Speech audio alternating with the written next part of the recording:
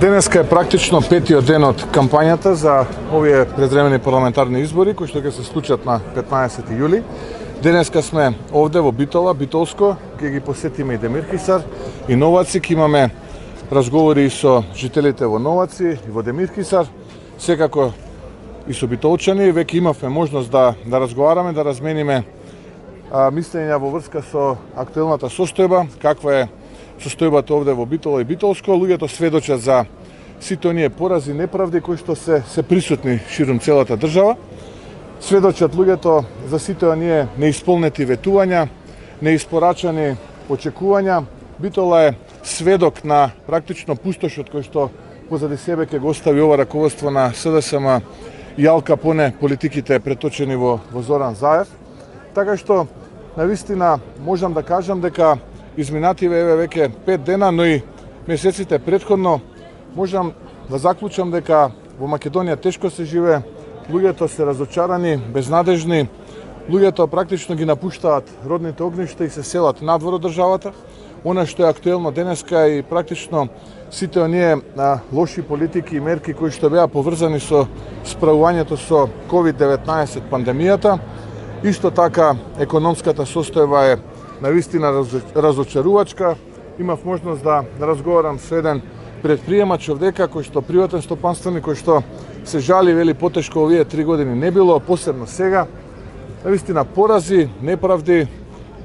15 јули е денот кога еве ги повикувам граѓаните овдека во Битола, Битолско, во Новаци, Демирхисарско да излезат масовно и да ја поддржат победничката коалиција, коалицијата за обнова на Македонија. Денеска излегува со нос економски сектор ќе најавуваат минимална плата 20.000 лева и просечно 34. Колку според вас? Се извинувам, не ве слушнав. Минимална плата 20 лева и просечно 34.000 лева. Видете, СДСМ имаше 3 години доволно период да покаже дека барем 10% ќе испорача од тоа што ветуваа во 2016-та, во 2017-та. Денеска, ако седнете и направите анализа на нивните ветувања од тој период, ќе видите дека нема повеќе од 5% испорака од тоа што е ветено за 3 години, но многу работи лоши се направени кои што воопшто никој не ги очекувал дека ќе ги направат.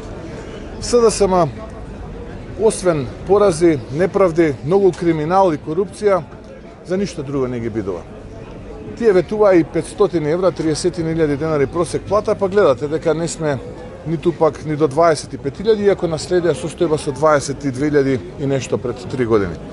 Така што, навистина, јас не би можел да се потпрам на зборот на човек кој што насекаде кога ќе стави раката своја, десната рака на левата града до срцето, се колне во жицата, се колне во најмилото, а не ја говори вистината, не би можел да се потпрам на таков човек, тоа што сега го кажува на плоштадите, на средбите со граѓаните.